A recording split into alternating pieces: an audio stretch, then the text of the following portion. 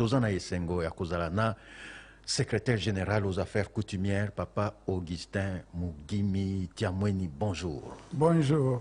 Voilà, en tout cas, na sepeli mingi, nakanisi ba koko ba ozana biso lelo penza. Poto banda, ndenge na lobi na ebandeli, c'est vrai to kanisaka ba chef coutumier mingi, na tango akosomba moi eteni ya mabele. Tokundola moi muke. Po ndenge na lobi, ezaki le 30 juin 2021. Tosaka émission na yo. Okoloba moi muke mosarani ni bosaka na secrétariat général aux affaires coutumières. Merci papa journaliste, papa Roger. Secrétariat général aux affaires coutumières est allé institution administration publique oyo ba créé en 2017. Suite à ce gouvernement congolais muta créé parce qu'il y a des mutaza compétents pour créer l'administration publique et puis cadre organique ils allaient qui agréé na ministre de la fonction publique il y a muta agréé à cadre organique il y a l'administration publique na biso alors au vu il y a la réalité nous sommes constater que la gestion affaires coutumières ils allaient qu'à moi direction tout est intérieur tout est na décentralisation ils allaient qu'à moi direction mais au vu il y a des problèmes dingue bandé ko botama entre autres conflit falsification il y a généalogique ingérence il y a politicien makamwa ndenge na ndenge spoliation il y a site sacré spoliation il y a terre de communauté locale. L'État n'a vu ça à mon avis que c'est important à mettre sur pied toute une administration où ils allaient charger kaka ya kutala makambo chef coutumier c'est-à-dire ndenge ni ba droit na bango ezali nini ndenge nini ba koma chef aux obligation nini okuta wapi salaire à chef reconnaissance à chef traitement à chef mais ba devoir payer ba chef azana ba devoir nini tant azoko exercer musala na ye statut à chef coutumier ezali nini nyonso wana. Et puis aussi, l'entité coutumière, développement de l'entité coutumière.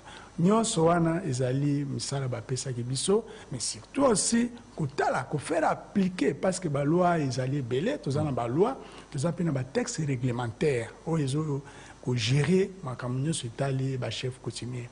Comment ils allaient appliquer ce qui est vacances salami question batunenga la fois passée peut-être te répondre oui. Nani oyazali habilité à quitter sur terrain et à quitter sur terrain pour nous consulter famille parce que le Cambouya chef coutumier pouvoir est où dans la famille chefale la famille régnante mais l'état mbula matadi pour ezala mobuluté à désigner à désigner ce que loi 15 bar 015 le 25 août fixant les statuts et à chef coutumier n'est-ce pas loi à désigner Bato officiellement donc d'une façon légale oyo azali habilité ya kokita sur terrain pour na osaba consultation parce que na entité coutumière ezakami sato tozana chefferie tozali na groupement pe tozali na village voilà un peu musala tozo sala donc tozo tala nyonso wana ce qui yo kiti sur terrain OK ko tala ko sala ba consultation est-ce que respecta qui procédure nyonso oyo loi esengaki au respecta qui to respecta biso nde to tala est-ce que mutu wana azalaki compatible est-ce que remplissa ki ba condition nyonso wana mais aussi papa Roger totala makambo itali ba peya. Donc, tout ça, la direction Mobimba, au Italie, pygmée, n'a qu'à ici, tout est qu'on célébrer les 9 journées internationales, il y a le peuple autochtone. Mbala Yassima, Narouya, n'a qu'à ici, monsieur Gozalaka, après l'Italie, le peuple autochtone. Voilà. Voilà, justement, c'est important. Il faut que Bakolo Mabele, Ondenge, Bazakana, les lots Bazan Dengenini. Tout le où tu as expliqué, secrétariat général, vous avez le la pont entre pouvoir ancestral, autorité ancestrale dans l'État. Oui, dans l'État, bisonde kengeli biso l'État pèse biso mission ya la boni secteur wana ezali gérer. Ba droit, obligation, développement na bango, de musala ba pèse biso pona ko talango, ko sala suivi de façon que parce que pour l'État, pour notre secteur gouvernement actuel, problème na maman makasi ezali stabilité et l'entité coutumière. Pourquoi stabilité? Parce que il y a un monde de base ba village ba groupement baza fondement nyonso ya mboka na biso ezana. Justement vous bande ko ba comprendre bien ba entité coutumière et ya muke ezani ya munene eza ndenge ni so go expliquer na ba o ba ebita mususu te ce qui village chefferie groupement na lingaki na ba na introduction. Oui. Pour bailler bateau outil c'est quoi groupement on a gagné na lobela ki on la fois passée mais j'aimerais peut-être na expliquer ba ndeko bazolanda biso ba société na biso outil musika ba société moko ba communauté moko homogène en son temps on a qui un peu regroupé ainsi de suite. Alors na kati ba société wana bango fondement ba société wana ezalaki mutu. C'est-à-dire vous, la personne d'abord. Et la question fondamentale, et pas na bango, babanda qui kotourne dans son temps par rapport à la société, pour le développement de la société na bango, et là qui, que veut dire mon prochain? Ok? Que veut dire mon prochain? C'est-à-dire quoi? Député à kotourne, que veut dire peuple? Patron à kotourne, que veut dire mon employé? Chef à Kotuna, que veut dire mon subalterne? Chef à Kotuna, que veut dire ma communauté?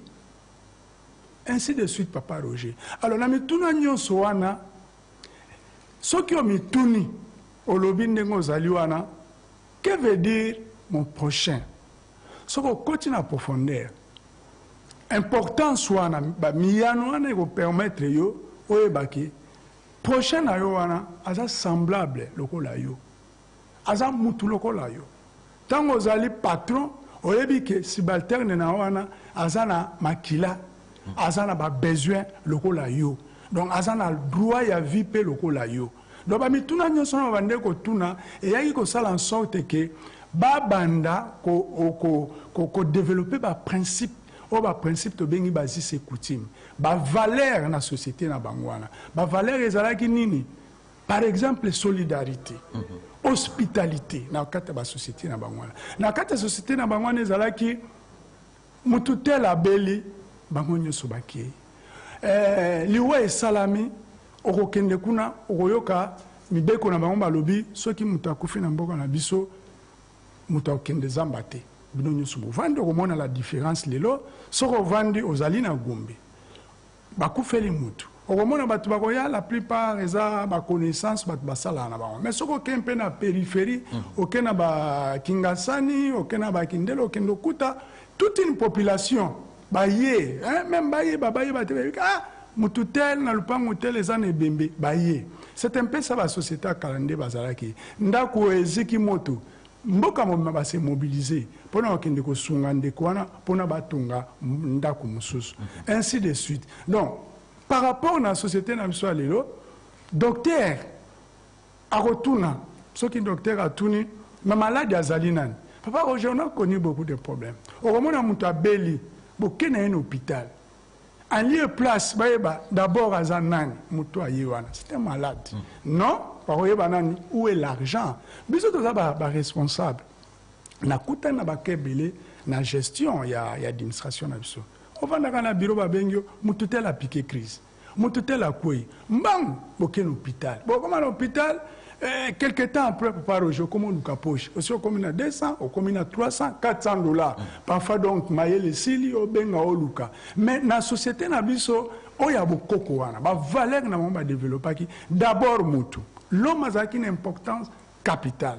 Nde yango na ba usage wana ba valeur ba principe wana la solidarité, il y a justice ba ndeko développer yango to benga yango bazisi coutume. Et bazisi coutume wana évoluer qui tant évoluer, fallait siko comment ko conserver yango parce que ça ba règle.